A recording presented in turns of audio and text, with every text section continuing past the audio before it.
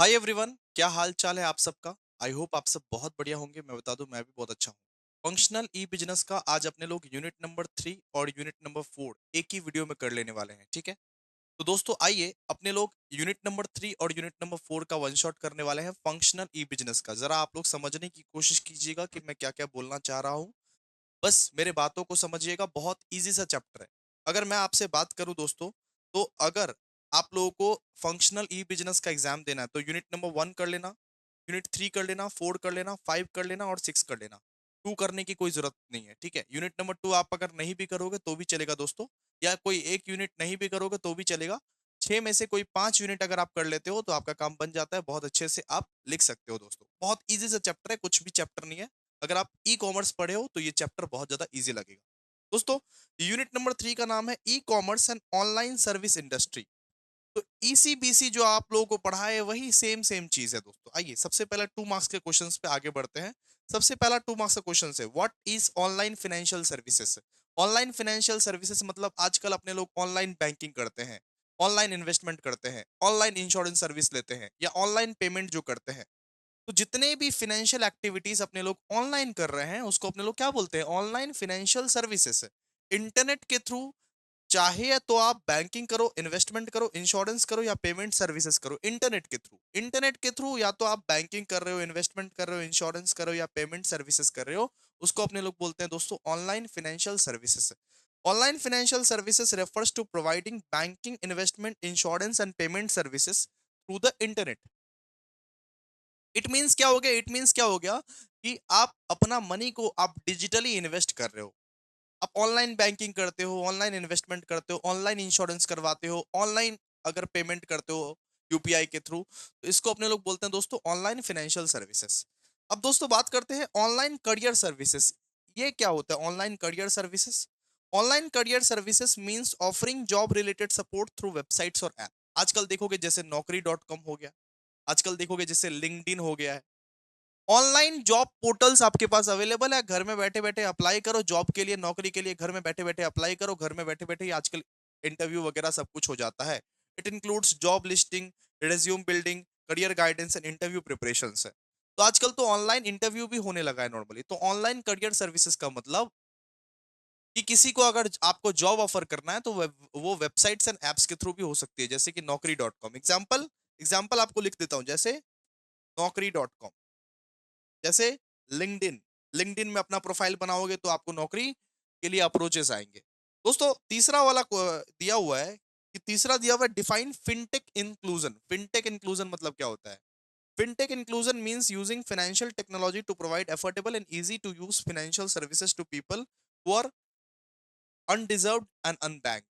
मतलब fintech inclusion मतलब होता है जैसे कि मान लीजिए वॉलेट्स, पेटीएम वॉलेट्स। एक इजी एफोर्डेबल हम लोग फाइनेंशियल सर्विसेज देंगे, ऑनलाइन डिजिटल देंगे, जो लोग बैंक अकाउंट नहीं खुलवा सकते।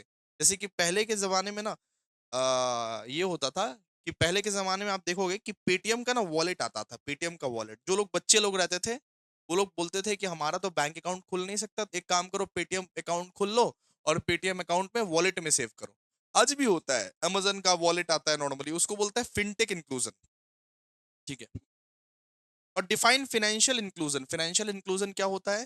Financial inclusion is the process of insuring access to the useful and affordable financial services. अगर आप फाइनेंशियल इंक्लूजन मतलब कि जो भी useful and affordable financial services है उसको एक्सेस आप दे रहे हो। जैसे मान लीजिए आज कितना सारा फाइनेंशियल सर्विसेज आपको बैंक के थ्रू मिलता है, सेविंग्स अकाउंट खोलने का या क्रेडिट कार्ड लेने का, इंश्योरेंस लेने का, लोन लेने का। जितने भी फाइनेंशियल सर्विसेज आपको बैंक्स के थ्रू मिल रहे हैं या कहीं और के थ्रू, इंश्योरेंस कंपनी के थ्रू मिल रहे हैं, उसको बोलते हैं दोस्तों financial inclusion. Financial inclusion is the process of insuring access to the useful and affordable financial services. जितने भी फाइनेंशियल सर्विसेज है आपको ये फाइनेंशियल इंक्लूजन के थ्रू सर्विसेज मिल रहा है, ठीक है। दोस्तों आइए अब आगे,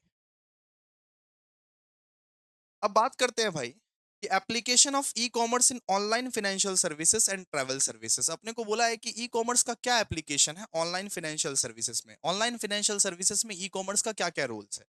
तो सबसे पहले तो भैया ये डिजिटल बैंकिंग करवाने में हेल्प करता है। ऑनलाइन फाइनेंशियल सर्विस का अगर बात करें कि कस्टमर आज अपने जो भी अकाउंट्स है या मनी ट्रांसफर है वो अपने फोन के थ्रू कर सकता है, फोन के थ्रू ही बिल कि पेमेंट कर सकता है।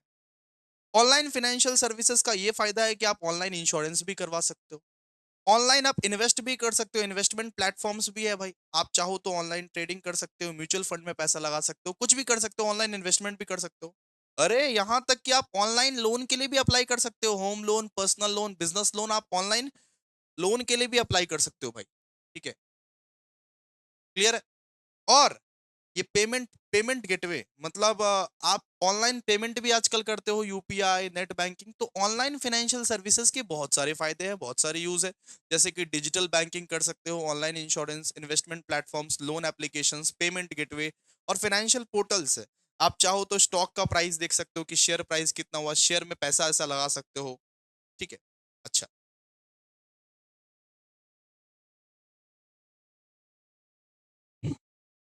ठीक है।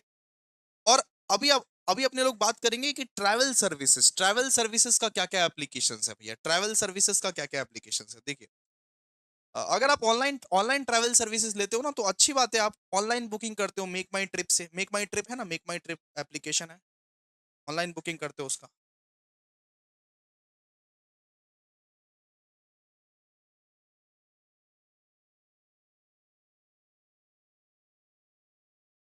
फिर देखिए, ऑनलाइन बुकिंग मतलब आप अगर मान लीजिए कि ट्रैवल सर्विसेज में जाना चाहते हो, तो इसका क्या क्या यूज है कि ऑनलाइन आप बुक कर सकते हो अपने टिकट्स। आप ट्रैवल के पैकेजेस देख सकते हो। जैसे मैंने दार्जिलिंग गया था, तो दार्जिलिंग के बहुत सारे ऑप्शंस थे, दार्जिलिंग के बहुत सारे पैकेजेस थे। एक था भैया 30,000 का पैकेज, एक था 50,000 का पैकेज, एक था 1 लाख का पैकेज। मतलब जितना महंगा पैकेज लोगे उतना ज्यादा तुमको घुमाएगा। मतलब 14-14 दिन के भी पैकेजेस थे। मतलब वो पैकेजेस पे डिपेंड करता है कि अगर आप 30,000 का पैकेज लेते हो, तो सिर्फ आपको 5 दिन के लिए घुमाएगा दार्जिलिंग या उसके आसपास के जो छोटे छोटे गांव है वगैरह वगैरह। ठीक है, सब। अगर आप 50,000 के पैकेजेस देते हो, तो आपको 7 दिन के लिए घुमाएगा। अगर आप 1 लाख का पैकेजेस लेते हो, तो आपको 14 दिन के लिए, 15 दिन के लिए लग्जरी आपको आराम से घुमाते रहेगा नॉर्मली। ये ट्रैवल पैकेजेस जो मिलता है, ये ऑनलाइन ही मिलता है, आप ऑनलाइन ही बुक कर सकते हो। एक एजेंट होना चाहिए वैसा। फिर आप उसके लिए डिजिटल पेमेंट भी कर सकते हो, अपने टिकट्स के लिए, एकोमोडेशन के लिए, ट्रैवल इंश्योरेंस के लिए आप डिजिटल पेमेंट कर सकते हो। कस्टमर के रिव्यूज भी ऑनलाइन ही आते हैं, फीडबैक शेयर करते हो। मैं जब भैया दार्जिलिंग गया था, तो मैं फीडबैक शेयर किया था कि ये होटल बहुत वर्स्ट है, ये होटल बहुत बेस्ट है। जो जो एकोमोडेशन मेरे को प्रोवाइड किया गया था, उस हिसाब से मैंने फीडबैक शेयर किया था अपना। Return feedback, online feedback share कर सकते हो। मोबाइल ऐप्स भी बहुत सारा है। Travel apps provide real time updates, maps and booking management. जैसे मेक माई ट्रिप बोल के एक एप्लीकेशन है जो रियल टाइम अपडेट्स आपको देता है। ठीक है। और वर्चुअल टूर्स, कुछ कुछ ऐसे प्लेटफॉर्म्स है जो 360 व्यू भी देता है, 360 व्यू भी देता है होटल्स का वगैरह वगैरह, सब चीज का 360 व्यूज भी देता है। तो ये क्या है, ये है ऑनलाइन ट्रैवल सर्विसेज का। ऑनलाइन ट्रैवल सर्विसेज जैसे मेक माई ट्रिप हो गया, उसका एप्लीकेशंस पढ़ लीजिएगा इसको। फिर फिर सेकंड क्वेश्चन है कि why online travel services are so popular. क्योंकि वो बहुत कन्वीनियंस है, आप घर में बैठ के बुकिंग कर सकते हो। ऑनलाइन ट्रैवल सर्विसेज पॉपुलर क्यों क्यों है, क्योंकि आप भैया घर बैठे बैठे बुकिंग कर सकते हो, बहुत ज्यादा कन्वीनियंस है, बहुत टाइम सेविंग, ऐसे आपका टाइम सेविंग होता है। आप प्राइस कंपेयर कर सकते हो, प्राइस कंपेयर कर सकते हो आप कि ये वाला ट्रैवल एजेंट कितना ले रहा है, ये वाला ट्रैवल एजेंट कितना ले रहा है, कंपैरिजन चलता है।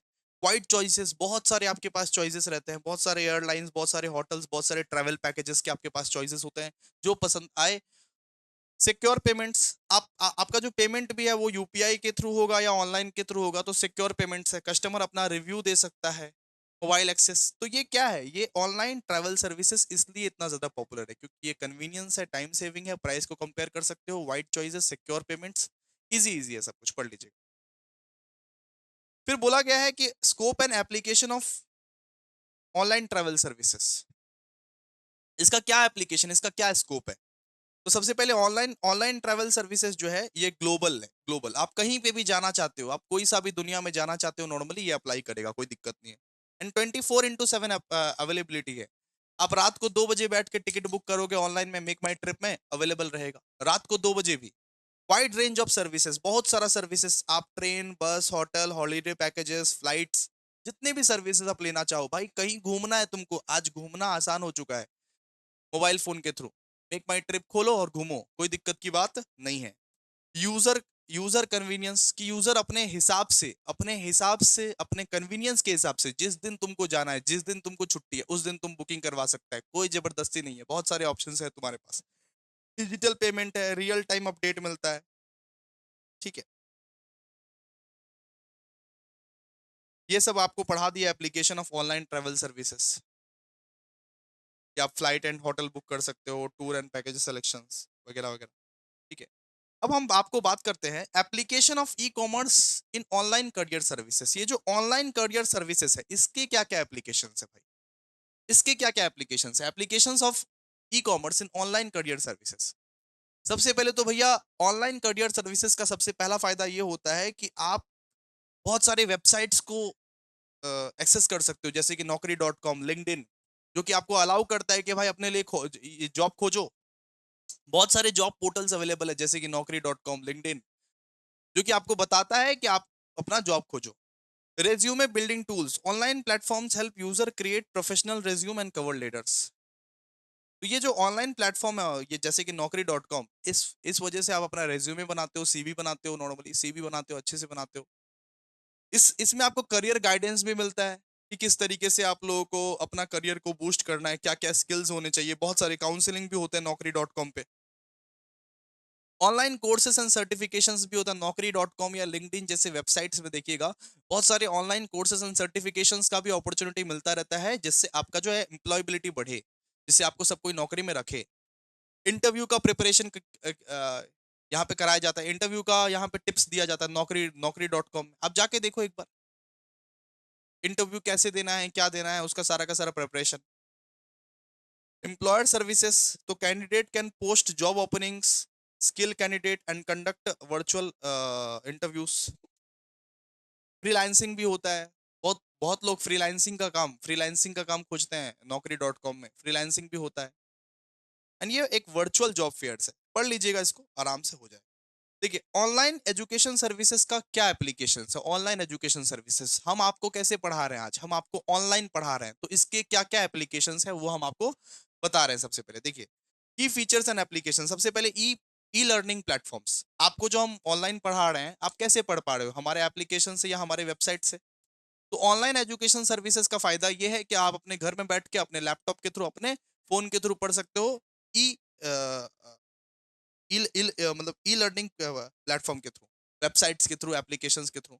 यहाँ पे वर्चुअल क्लासरूम रहता है, बहुत जन जो है जूम में क्लास लेता है, गूगल मीट में क्लास लेता है, माइक्रोसॉफ्ट टीम्स में क्लास लेता है बहुत जन, तो वर्चुअल क्लासरूम रहता है यहाँ पे। रिकॉर्डेड लेक्चर्स भी हम लोग आपको देते हैं, रिकॉर्डेड लेक्चर्स भी आप लोगों को देते हैं। Student can access video lessons anyone, any time for flexible learning. Online exams and quizzes भी होता रहता है, ठीक है। डिजिटल स्टडी मटेरियल भी होता है, मतलब हमारे एप्लीकेशंस में जो सब भी मिलता है वो सब सब जाके लिख देना। स्किल डेवलपमेंट कोर्सेज भी होते हैं, सर्टिफिकेट प्रोग्राम्स, ऐसे ऐसे प्रोग्राम्स भी होते हैं जहां पे आपको सर्टिफिकेट मिलता है। एंड डिस्कशन फोरम भी होता है, मतलब ग्रुप्स भी होते हैं, जिससे सारे के सारे स्टूडेंट जो है आपस में बात करते हैं, सारे के सारे स्टूडेंट आपस में इंटरेक्ट करते हैं, Q&A सेशंस होता है। तो देखिए, आजकल जो है ना, ऑनलाइन एजुकेशन सर्विस बहुत ज्यादा चमक गया, चाहे फिजिक्स वाला का बात करें, चाहे वो अन अकेडमी का बात करें, चाहे वो अभिषेक झा क्लासेस का बात करें। तो आप देख सकते हो यहाँ पे ई लर्निंग प्लेटफॉर्म्स होता है, वहाँ पे virtual classroom, recorded lectures, online exams and quizzes के बारे में सिखाया जाता है, पीडीएफ मिलता है, नोट्स मिलता है। ठीक है, अच्छा, फिर अपने लोग बात करेंगे कि types and tools of the financial inclusion and fintech. तो फाइनेंशियल इंक्लूजन के कितने टाइप्स होते हैं, फिनटेक के कितने टाइप होते हैं। देखो, फाइनेंशियल इंक्लूजन में ये टाइप्स क्या क्या होता है, जैसे कि बैंकिंग सर्विसेज। फाइनेंशियल इंक्लूजन मतलब जितने भी फाइनेंशियल सर्विसेज आपको मिल रहा है उसको बोलते हैं फाइनेंशियल इंक्लूजन। फाइनेंशियल इंक्लूजन का मतलब क्या है, जितने भी फाइनेंशियल सर्विस आपको मिल रहे हैं उसको अपने लोग बोलते हैं फाइनेंशियल इंक्लूजन। जैसे कि banking services, credit access, insurance service, digital payment, financial literacy, ये सब सारा फाइनेंशियल सर्विस आपको मिल रहा है बैंक के थ्रू, उसको हम लोग क्या बोलेंगे, फाइनेंशियल इंक्लूजन। और फिनटेक टूल्स का मतलब क्या है, फिनटेक टूल्स का मतलब जैसे mobile banking apps, UPI payment, digital wallet, micro finance platforms, Aadhaar linked services, इसको अपने लोग बोलते हैं फिनटेक। जैसे हम लोग जो है पेटीएम वॉलेट्स में पैसा रखते थे, मोबाइल बैंकिंग ऐप से रहता था, यूपीआई प्लेटफॉर्म रहता था, डिजिटल वॉलेट से रहता था, इन सबको फिनटेक इंस्टीट्यूशन बोलते हैं अपने, फिनटेक टूल्स बोलते हैं अपने। ठीक है, खत्म हो गया। आइए यूनिट नंबर 4। यूनिट नंबर 4 आ जाइए।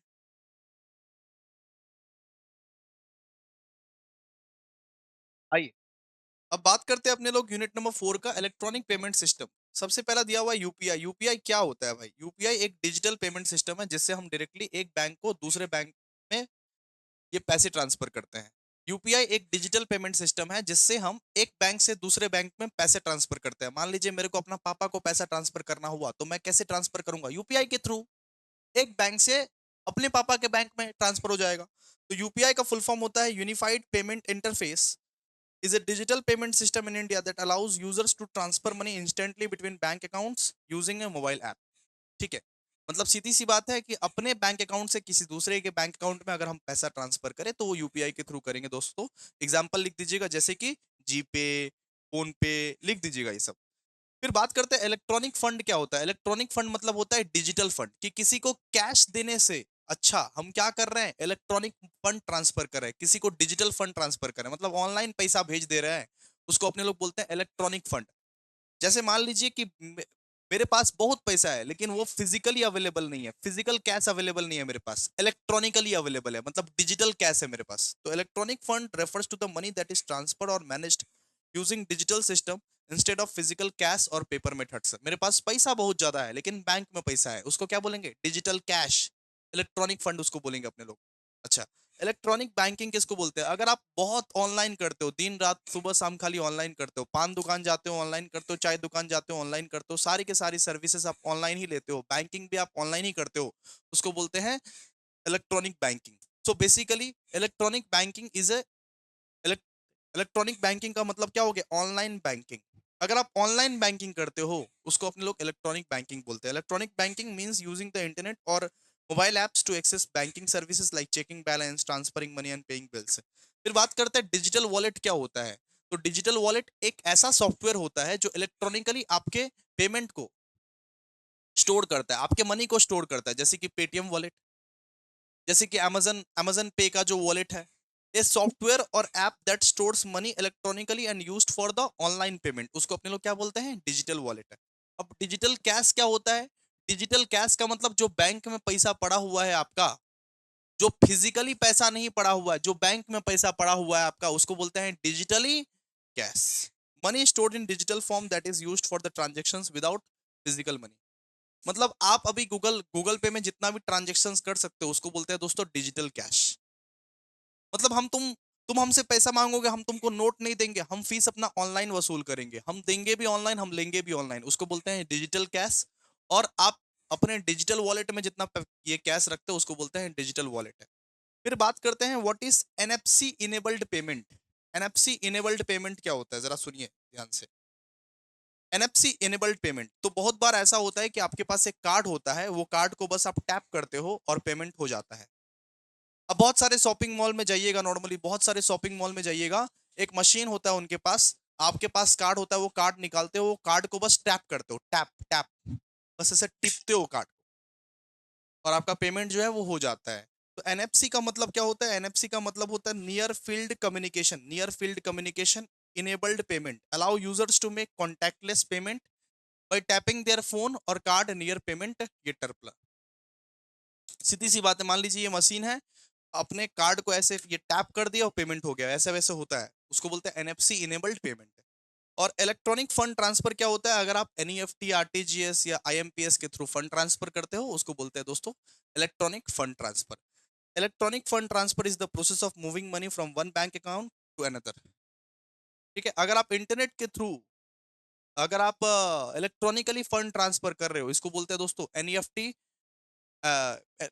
Electronic fund transfer. दोस्तों मैं आपको बोल दूं कि आपको चैप्टर नंबर 1 करना है और चैप्टर 3, 4, 5, 6 करना है, यही इजी है, यही इजी है और कुछ इजी नहीं है भाई। ठीक है, आइए फिर बात करते हैं सॉफ्टवेयर बेस्ड वॉलेट क्या होता है और हार्डवेयर बेस्ड वॉलेट क्या होता है। सॉफ्टवेयर बेस्ड वॉलेट मतलब जैसे पेटीएम हो गया, गूगल गूगल पे हो गया, फोन पे हो गया, ऐसे ऐसे वॉलेट्स जो ऑनलाइन ऑनलाइन पेमेंट के काम आता है उसको बोलते हैं सॉफ्टवेयर बेस्ड वॉलेट। तो software based wallet stored in mobile apps और वेबसाइट्स, जैसे कि एग्जांपल हो गया पेटीएम, गूगल पे, फोन पे, used for online payment, bill payment and money transfer, जिसको बहुत ज्यादा इजी है यूज करना, वाइडली अवेलेबल। ठीक है, और hardware based hardware based digital wallet क्या हो गया? जैसे card, smart card, smart card, metro का स्मार्ट कार्ड में बहुत ज्यादा पैसा रहता है आपके पास। आप 500 रुपए का रिचार्ज करवाते हो मेट्रो का स्मार्ट कार्ड में, ऐसे टैप करते हो, वो गेट खुल जाता है। मेट्रो गए हो कभी? जैसे मान लो मेट्रो का स्मार्ट कार्ड, एटीएम कार्ड, जैसे एटीएम कार्ड और मेट्रो का स्मार्ट कार्ड, ये क्या है? Hardware based digital wallet, hardware based digital wallet. तो सॉफ्टवेयर का मतलब आपके फोन में पैसा है, हार्डवेयर का मतलब कार्ड से जो पेमेंट करते हो, debit card, credit card, USB, smart card, इसको अपने लोग बोलते हैं हार्डवेयर बेस्ड वॉलेट। तो पढ़ लीजिएगा इसको आराम से, ठीक है। अब बात करते हैं ऑनलाइन क्रेडिट कार्ड ट्रांजेक्शन्स किस तरीके से होता है भाई, इसका प्रोसेस क्या है? ऑनलाइन क्रेडिट कार्ड ट्रांजेक्शन्स का प्रोसेस क्या है, आइए जरा ध्यान से। ऑनलाइन क्रेडिट कार्ड ट्रांजेक्शन्स का प्रोसेस क्या है? मान लो कि तुमको अमेजन में एक 5,000 का सामान ऑर्डर करना है। मान लो 5,000 का एक, आपको मान लीजिए कपड़े ऑर्डर करने हैं, क्लोथ्स, और आपके पास पैसे नहीं है, आप क्रेडिट कार्ड से ऑर्डर करोगे। तो सबसे पहले क्या होगा? सबसे पहले कस्टमर क्या करेगा? ऑर्डर प्लेस करता है, कस्टमर पहले ऑर्डर प्लेस करता है, ठीक है, और अपना वो कार्ड डिटेल्स देता है, क्योंकि मैं क्रेडिट कार्ड से करूंगा ना, क्रेडिट कार्ड से करूंगा। इसके बाद क्या होगा? Merchant send data to the payment gateway. जो आपका मर्चेंट रहेगा वो पेमेंट गेटवे को डेटा सेंड करेगा। फिर फिर पेमेंट गेटवे जो है वो आपके बैंक को कांटेक्ट करेगा, आपके बैंक को कांटेक्ट करेगा। फिर बैंक वेरीफाई करेगा आपका सारा का सारा डिटेल्स, कि आपका नंबर, आपका एक्सपायरी, आपका सीवीवी, सब कुछ चेक करेगा बैंक। फिर ट्रांजेक्शन्स अप्रूव होगा या तो डिक्लाइन होगा। फिर मर्चेंट जो है वो कंफर्मेशन रिसीव होता है और ये सेटलमेंट प्रोसेस होता है। ये सब सब चीज 30 सेकंड के अंदर अंदर हो जाता है। ये सब सब चीज भैया 30 सेकंड के अंदर अंदर या 15 सेकंड के अंदर अंदर होता है। कि सबसे पहले कस्टमर क्या करता है? ऑर्डर प्लेस करता है, अपना कार्ड का डिटेल्स भरता है। अरे कार्ड से जो पेमेंट करते हो उसका पूरा प्रोसेस लिख देना, हो जाएगा। सबसे पहले क्या करता है कस्टमर? कस्टमर अपना कार्ड का डिटेल्स डालता है। उसके बाद जो मर्चेंट रहता है वो पेमेंट गेटवे को भेजता है। फिर पेमेंट गेटवे बैंक को कांटेक्ट करता है। फिर बैंक आपका डिटेल्स वेरीफाई करता है। फिर ट्रांजैक्शन या तो अप्रूव होता है या वो डिनाई होता है। अप्रूव हो जाता है तो मर्चेंट को एक कंफर्मेशन रिसीव हो जाता है कि हाँ मेरे को पैसा मिल गया। और मर्चेंट को जब कंफर्मेशन रिसीव हो जाता तो सेटलमेंट प्रोसेस चालू होता है। और इसका बोला डायग्राम ड्रॉ करो, डायग्राम ड्रॉ करना बोलेगा तो ऐसे करके ड्रॉ कर लेना। Customer places order, merchant send data to payment gateway, gateway contacts customer bank, bank verify card details, approve or decline message, merchant receive confirmations and bank settles payment to merchant। ठीक है। अब बात करते हैं peer to peer, ये payment क्या होता है? अगर मैंने डायरेक्टली तुमको पैसा भेज दिया उसको बोलते हैं दोस्तों पीयर टू पीयर पेमेंट। अगर मैंने डायरेक्टली तुमको अपना गूगल पे से डायरेक्टली तुमको पेमेंट भेज दिया, नो थर्ड पार्टीज इन्वॉल्व, उसको अपने लोग क्या बोलते हैं? Peer to peer payment. तो peer to peer payment is a method where money is transfer directly from one person to another. A ने बी को गूगल पे से डायरेक्टली पैसा भेजा। अरे तुम बोला कि ये सर आप 500 भेजिए, मैंने तुमको 500 रुपया भेज दिया, उसको अपने लोग बोलते हैं पीयर टू पीयर पेमेंट। अब इसका क्या क्या बेनिफिट्स है? इंस्टेंट ट्रांसफर होता है, इंस्टेंटली मैंने तुमको तुम्हारा स्कैनर लिया, इंस्टेंटली भेजा, स्कैनर दो, मैंने भेजा। No need for bank details, कोई बैंक डिटेल्स का रिक्वायरमेंट नहीं है भाई, कोई घाचा पीची का रिक्वायरमेंट नहीं है। तुमने स्कैनर भेजा, स्कैनर स्कैन किया, तुम भेज दिए। लो और नो फीस, फीस नहीं लगता इसके लिए कुछ। मैंने 500 भेजे, तुम्हारे पास भी 500 ही आएंगे, ऐसा नहीं कि 400 रुपये आएंगे, नहीं। नो फीस, यूजर फ्रेंडली है, सिक्योर ट्रांजेक्शन है। पढ़ लीजिएगा इसको आराम से, कोई तो दिक्कत वाली बात है नहीं, ठीक है। फिर यहाँ पे बोला primary types of mobile payment applications. तो मोबाइल पेमेंट का क्या क्या, कौन कौन सा एप्लीकेशंस है मोबाइल पेमेंट का? आप बताइए ना, मोबाइल से कितने तरीके से पैसे आप यूज कर सकते हो, बोलिए। जैसे मान लीजिए बहुत सारा एप्लीकेशंस है जो क्यूआर बेस्ड एप्लीकेशंस है, क्यूआर बेस्ड एप्लीकेशंस, कि भैया स्कैनर दो, हम स्कैन करेंगे और पेमेंट करेंगे। एनएफसी बेस्ड पेमेंट एप्स है कि आप ये लीजिए कार्ड, आप कार्ड को टैप करोगे, आप पेमेंट हो जाएगा। एक बैंकिंग एप्लीकेशन है, बहुत सारा बैंकिंग का एप्लीकेशन होता है, वहां से भी आप पेमेंट कर सकते हो, जैसे SBI, YONO, HDFC. Mobile wallets है, मोबाइल वॉलेट्स जैसे कि पेटीएम वॉलेट्स, फोन पे वॉलेट्स, भीम, जैसे कि पेटीएम वॉलेट्स, अमेजन पे वॉलेट्स, मोबो क्विक हो गया मोबाइल वॉलेट्स। कि वॉलेट में आप मान लीजिए 300 रुपया सेव करके रखे और आपने पेमेंट कर दिया। और बहुत सारा यूपीआई बेस्ड एप्स भी है, जैसे गूगल पे, फोन पे, भीम, ठीक है। तो यहाँ पे बोला गया है कि कितना मोबाइल पेमेंट एप्लीकेशंस है, UPI based apps, mobile wallets, banking apps, NFC based payment apps, QR based apps. फिर देखिए, फिर यहाँ अपने को बोला गया है कि limitations of online credit card payment systems and alternatives. तो ऑनलाइन जो आप क्रेडिट कार्ड का पेमेंट करते हो इसका क्या क्या लिमिटेशंस है? सबसे पहले तो भैया security risk, high transaction fees बहुत ज्यादा हाई लग जाता है। क्रेडिट कार्ड यूज तो करोगे लेकिन बहुत ट्रांजेक्शन फीस लग जाता है आपका। लिमिटेड एक्सेस, हर जन के पास क्रेडिट कार्ड नहीं आ सकता, हर जन को क्रेडिट कार्ड नहीं मिल सकता। रूरल एरियाज में, गांव वाले एरियाज में क्रेडिट कार्ड नहीं देते हैं नॉर्मली। इंटरेस्ट चार्जेस, बहुत ज्यादा इंटरेस्ट चार्ज, अगर लेट पेमेंट किए तो इंटरेस्ट चार्जेस तुमको भाई भरना पड़ता है, और इसका ये पेनाल्टीज भी भरना पड़ता है। और technical errors, payment failure due to server issues और इनकरेक्ट डिटेल्स, टेक्निकल एरर्स भी आते हैं। ऑल्टरनेटिव, अब बात करेंगे ऑल्टरनेटिव ऑनलाइन पेमेंट सिस्टम क्या। अगर क्रेडिट कार्ड ना यूज करे तो क्या यूज करे?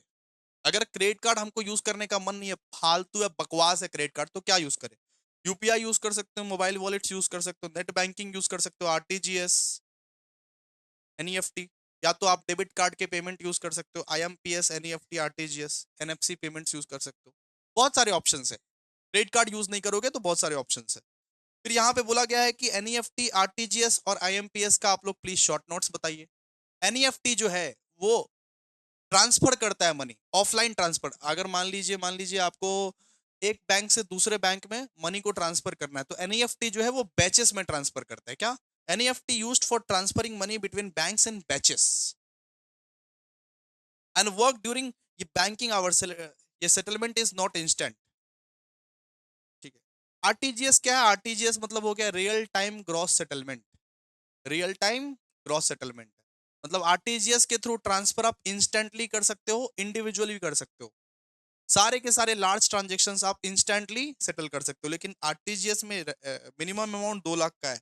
अगर आप मिनिमम 2 लाख का ट्रांसफर करोगे तो ही आप आरटीजीएस के थ्रू कर सकते हो, वरना नहीं। फिर एक होता है आईएमपीएस, एक होता है आईएमपीएस।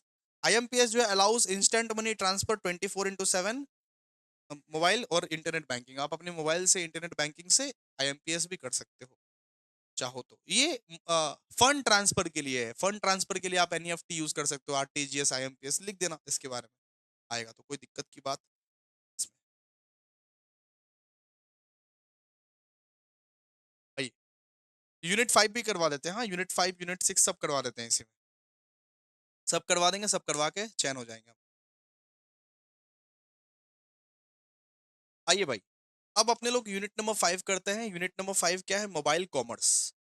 मोबाइल कॉमर्स का मतलब क्या होता है? सबसे पहला क्वेश्चन, मोबाइल कॉमर्स का मतलब क्या होता है कि अगर आप अपने गुड्स एंड सर्विसेज को ऑनलाइन अपने फोन के थ्रू अगर बाई करते हो या सेल करते हो, उसको बोलते हैं मोबाइल कॉमर्स।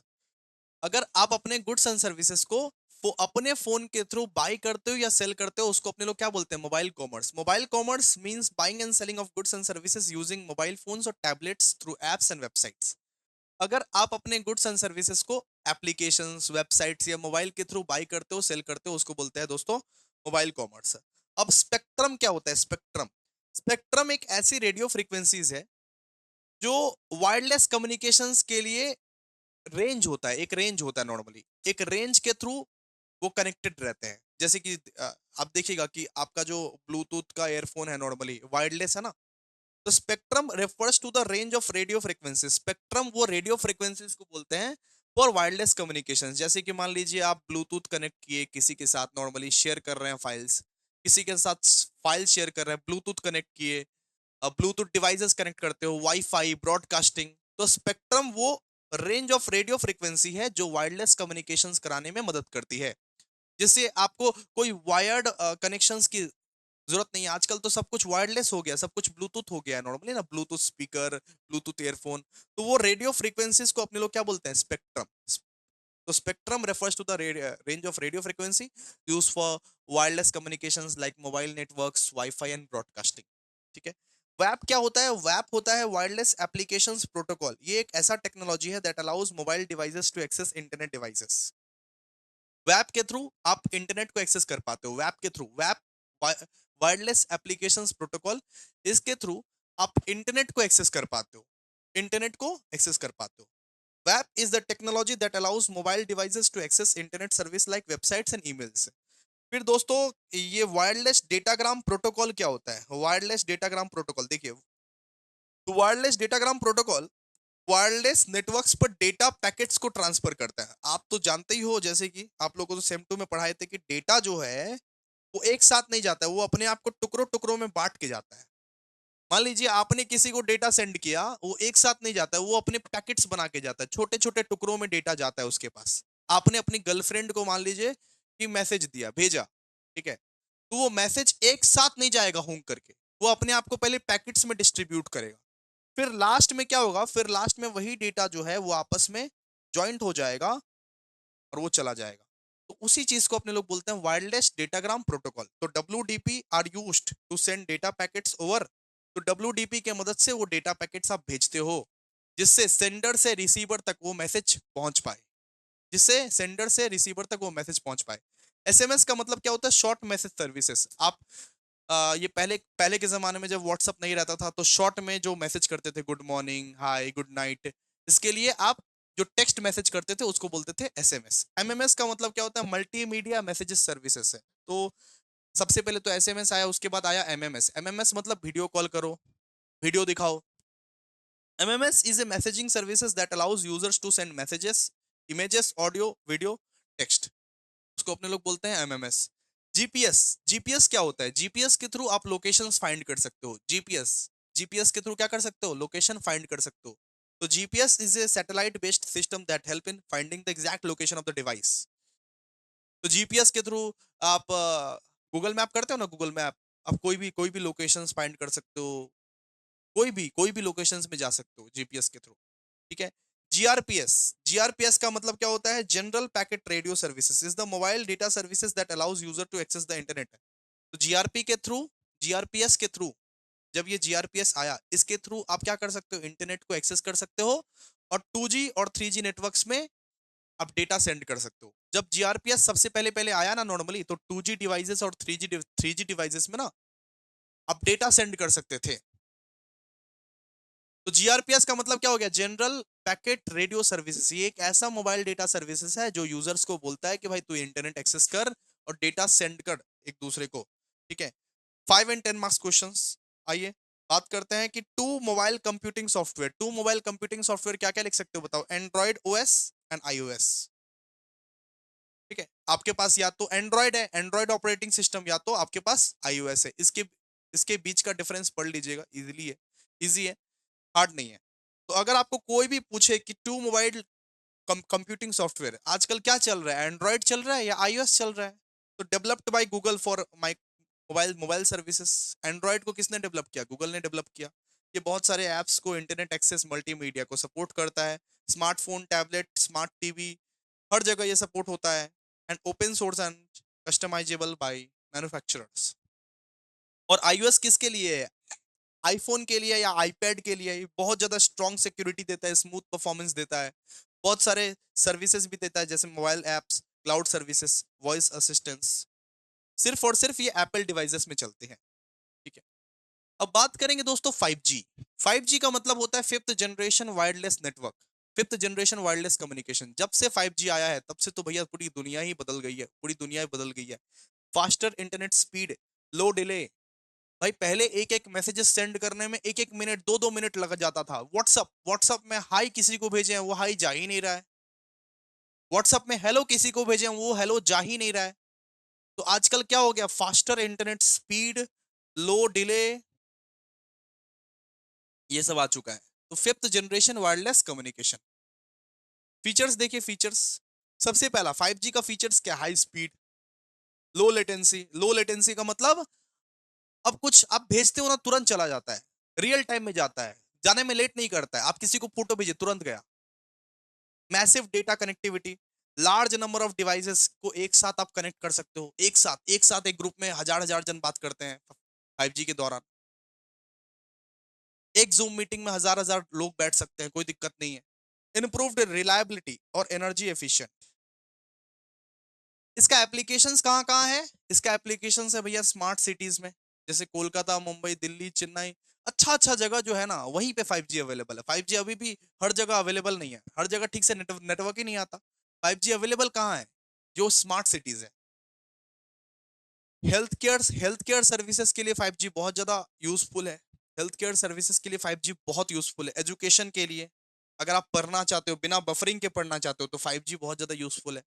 इंडस्ट्री ऑटोमेशन के लिए, एंटरटेनमेंट के लिए, ये सब जगह पे 5G बहुत ज़्यादा यूज़फुल है। देखिए, अब यहाँ पे बोला evolution of the wireless communication generation कि 1G से 5G तक का सफर कैसा रहा। 1G से 5G तक का सफर कैसा रहा, इसके बारे में अपने को पूछा हुआ है यहाँ पे। देखिए, तो जब 1G था ना, 1G हम 1G भी यूज किए हैं। जब 1G था ना, 1G में सिर्फ कॉल हुआ करता था। एक तो पुराना सा खटारा सा नोकिया का मोबाइल रहा करता था, इसको बोलते थे 1G। 1G में सिर्फ कॉल हुआ करता था, जो कि 1980s में इंट्रोड्यूस हुआ, वॉइस कॉल के लिए था सिर्फ। फिर आया 2G। अब 2G का मतलब सेकेंड रेंज। अब 2G आया 1990s में। अब ये 2G में क्या हुआ, 2G में कि कॉल भी हुआ करता था प्लस एसएमएस भी हुआ करता था। ऐसा एक फोन रहता था, ऐसा। और कैमरा वैमरा भी रहता था उसका। ठीक है, कि कॉल भी हुआ करता था, एसएमएस भी हुआ करता था उसमें। 1990s में आया। फिर आया 3G कि कॉल तो हुआ करता था, एसएमएस तो हुआ करता था, और इंटरनेट भी आ गया भाई साहब। इंटरनेट स्लो चलता था लेकिन इंटरनेट भी आ गया। तो 3G जो है वो 2000 के जमाना में आया। वॉइस कॉल, एसएमएस, इंटरनेट सब कुछ सपोर्ट करता था। 3G जो है सब कुछ सपोर्ट करता था, जो कि 2G से हायर स्पीड था। फिर आया 4G। 4G जो है वो तो और ज्यादा खतरनाक भाई। High speed internet, HD video streaming. HD का कंसेप्ट 4G में ही आया था नॉर्मली, पता है? जब 4G आया ना, तो एचडी का कंसेप्ट वहीं पे आया था। कि पहले ना वीडियो सब देखना, पहले का वीडियो सब देखना बहुत ज्यादा ग्लिच करता था। उतना अच्छा अच्छा वीडियो नहीं था। Online online gaming, video conferencing, सब कुछ 4G में ही आया था। 4G। और फिर आया बेटा 5G। 5G अभी आया है, जो कि 2020 के बाद लॉन्च हुआ है। 5G और ज्यादा एफिशिएंट है और ज्यादा इफेक्टिव है। तो जब भी कोई पूछे आपको evolution of wireless communications generations, तो 1G, 2G, 3G, 4G, 5G लिख दीजिएगा आराम से। अच्छा, जीएसएम और सीडीएमए में क्या फर्क है भाई? जीएसएम और सीडीएमए में क्या फर्क है? तो जीएसएम जो है uses SIM card and time slot based access.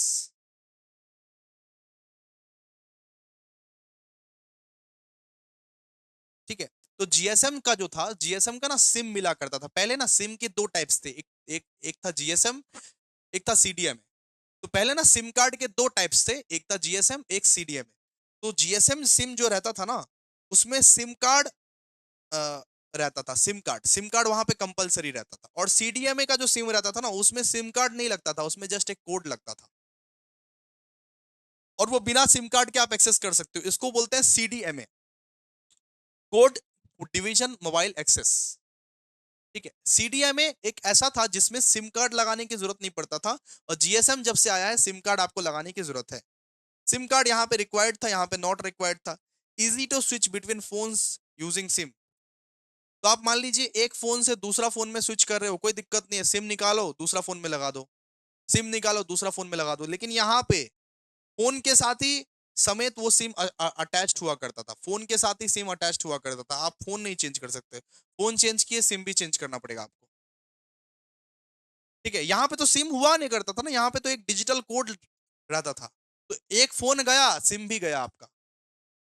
अच्छा, अगर बात करें हम जीएसएम का, तो जीएसएम का कॉल क्वालिटी था वो बहुत ज्यादा गुड था, अच्छा था। और सीएडएमए का ये बेटर था, क्राउडेड एरियाज में भी अच्छा अच्छा सुनाई देता था। और जीएसएम का जो ये डेटा स्पीड था, ये मॉडरेट था। सीडीएमए का फास्टर था। फास्टर था, यहाँ पे वाइडली यूज करता था, यहाँ पे लिमिटेड था। ठीक है, तो सीडीएमए में क्या होता था, सीडीएमए में सिम कार्ड लगाने की जरूरत नहीं है। एक फोन जब तुम खरीदोगे, उसके साथ ही तुमको एक कोड, उसी में एक कोड डाल दिया जाता था। अटैच मिलता था सिम, कि फोन गया, सिम भी गया। जीएसएम में कि एक सिम निकालो, दूसरा फोन में लगाओ। समझे? जैसे मान लीजिए जीएसएम, जैसे मान लीजिए जीएसएम का सिम का अगर बात करें, तो एयरटेल वोडाफोन जो था वो जीएसएम का सिम था, और रिलायंस सीडीएमए का सिम था। ठीक है, अच्छा, आगे।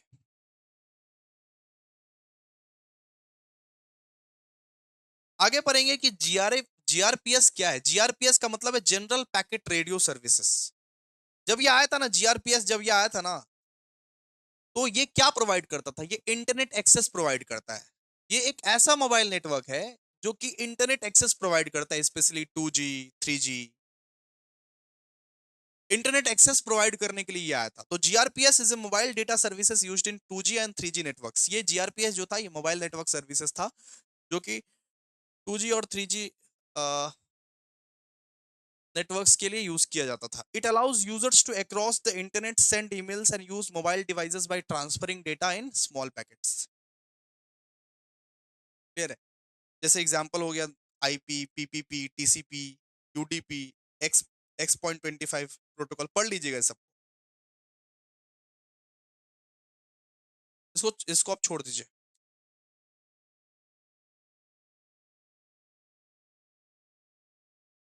चलिए, अब यूनिट नंबर 6 देखिए, सब कुछ समझा दिया आप लोगों को। यूनिट नंबर 6 बाकी है, वो भी खत्म कर लेते हैं 15 मिनट में। अब नेक्स्ट बात करते हैं अपने लोग यूनिट नंबर 6, जिसका नाम क्या है? Online services. बहुत इंपॉर्टेंट यूनिट है, बहुत अच्छा यूनिट है, पढ़िएगा इसको, ठीक है? हम आपको क्या क्या पढ़ने बोले बेटा? हम आपको बोले यूनिट नंबर 1, 3, 4, 5, 6, इस पे फोकस दो भाई। इस पे अगर तुम फोकस दोगे बहुत अच्छे से पास हो जाओगे। एक यूनिट छोड़ दो, जो टफ लग रहा है वो छोड़ दो, जो अपनी बस की बात नहीं है, मतलब नहीं है, सीधी सी बात है। तो आप कोई 5 यूनिट पे फोकस कीजिए, हो जाएगा आप लोग का, ठीक है? तो ये लास्ट वाला यूनिट है, बहुत सिंपल है। सबसे पहले बोला है ऑनलाइन फाइनेंशियल सर्विस क्या है। अगर आप ऑनलाइन बैंकिंग करते हो, ऑनलाइन इंश्योरेंस करते हो, ऑनलाइन पेमेंट करते हो, इट मींस ये क्या है? Online financial services. Online financial services refers to online banking, investment, insurance, payment. अगर आप ऑनलाइन बैंकिंग कर रहे हो, इन्वेस्टमेंट कर रहे हो, इंश्योरेंस कर रहे हो या पेमेंट कर रहे हो, कुछ भी आप अगर ऑनलाइन कर रहे हो, इसको बोलते हैं ऑनलाइन फाइनेंशियल सर्विस। फिनटेक क्या होता है?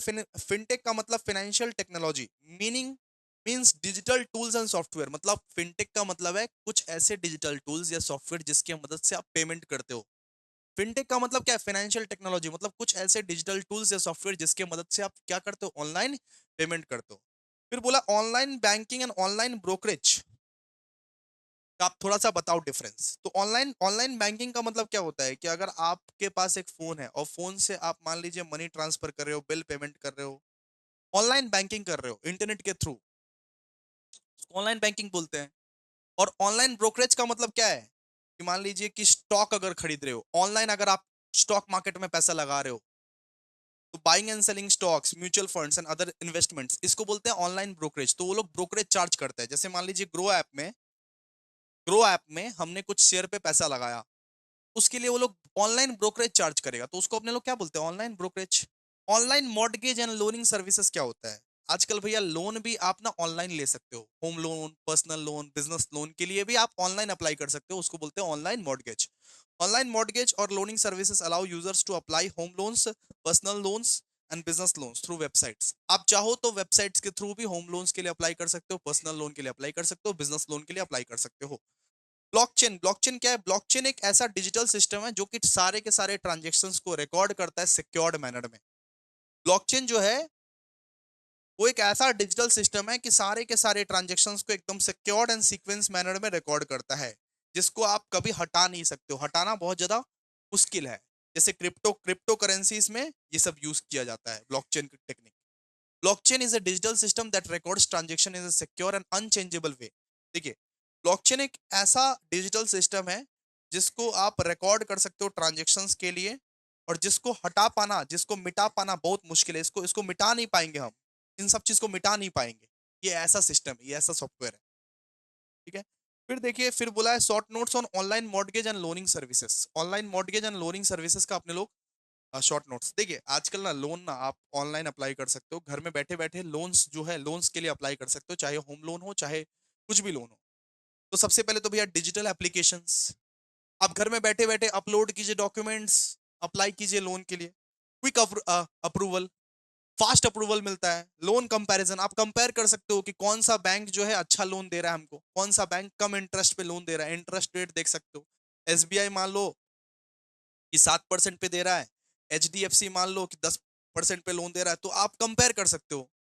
सिक्योर पोजिशिंग, डेटा जो है भैया एनक्रिप्टेड है, प्रोटेक्टेड रहेगा। 24/7 एक्सेस, तब 24 घंटा 7 सातों दिन तुम कभी भी लोन के लिए अप्लाई कर सकते हो घर में बैठे बैठे। ऑनलाइन इंश्योरेंस सर्विसेज का क्या क्या शॉर्ट नोट्स है देखो। ऑनलाइन इंश्योरेंस सर्विसेज मतलब सीधी सी बात है, अगर आपको इंश्योरेंस लेनी है तो आप डिजिटली अप्लाई कर सकते हो। आप चाहे इंश्योरेंस खरीद सकते हो, रिन्यू कर सकते हो, मैनेज कर सकते हो अपने मोबाइल फोन के थ्रू। Online insurance services allows user to buy, renew and manage insurance policy through digital platforms. आप सबसे पहले तो भैया पॉलिसी पॉलिसी कंपेयर कर सकते हो, एक दूसरे का पॉलिसी कंपेयर कर सकते हो कि मुथूट कितने में। एक है मान लीजिए बजाज, एक है एलआईसी, कहाँ से इंश्योरेंस करवाए, बजाज से करवाए या एलआईसी से करवाए, कौन बेहतर होगा, आप कंपेयर कर सकते हो आपस में। इंस्टेंट परचेस आप चाहो तो इंस्टेंटली परचेस कर लो, मोबाइल से परचेस कर लो आप। इंश्योरेंस को आप बेच भी सकते हो, खरीद भी सकते हो, मतलब कि खरीद सकते हो सॉरी। डिजिटल डॉक्यूमेंटेशन, यहाँ पे डॉक्यूमेंट जो जमा करना पड़ता है वो इलेक्ट्रॉनिकली जमा करना पड़ता है, तो आपके पास सारा का सारा प्रूफ रहता है। क्लेम फाइलिंग, क्लेम के लिए जो फाइल करोगे वो भी ऑनलाइन होता है आजकल। और टाइप्स ऑफ हेल्थ इंश्योरेंस, मतलब कि ये types of insurance available, life insurance, health insurance, vehicle insurance, बहुत सारा इंश्योरेंस अवेलेबल है। फिर बोलते हैं ऑनलाइन रियल स्टेट सर्विसेज। आजकल ना लोग आजकल ना लोग ऑनलाइन घर भी खरीदते हैं और घर सेल भी करते हैं, घर रेंट पे भी देते हैं, लीज पे भी देते हैं। ओएलएक्स पे देख लो, ओएलएक्स पे बहुत सारा रियल स्टेट सर्विसेज भी दोस्तों ऑनलाइन मिलता है। तो सबसे पहले तो भैया आप उसके प्रॉपर्टी लिस्ट करवा सकते हो। आप आपका जो भी प्रॉपर्टी है जिसको आप बेचना चाहते हो उसको लिस्ट करवाओ। उसको पहले ऑनलाइन ऐप में डालो, ओएलएक्स पे डालो कि हम इसको बेचना चाहते हैं। सर्च फिल्टर डालो, location, price, size, property types. फिर सर्च वर्चुअल टूर्स। आजकल ना 360 व्यू आ गया है, ऐसे करके घुमा के दिखाता है सबको। आजकल अमेजन पे देखोगे, ऑर्डर वॉर्डर करने जाओगे कोई चीज तो 360 का व्यू आ जाएगा। तो वैसे भी प्रॉपर्टीज का भी वैसा हो गया है कि some platforms offer photos, videos, 360 views of the property.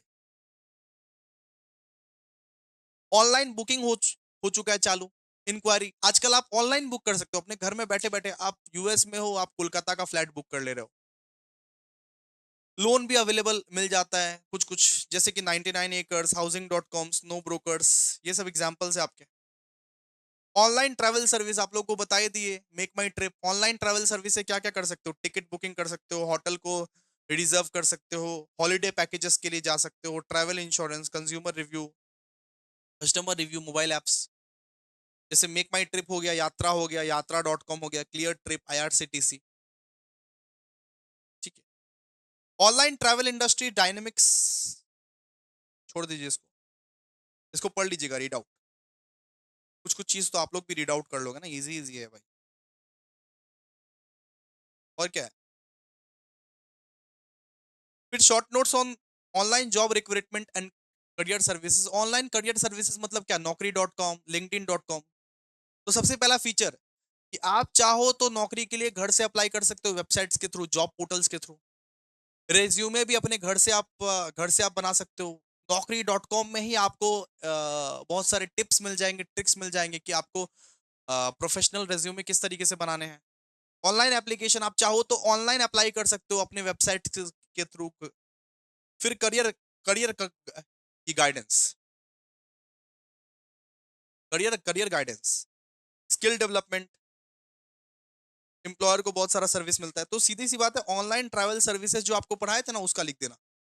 Online travel services जो पढ़ाए थे उसका उसका लिख देना, सेम टू सेम है ये, सेम टू सेम है।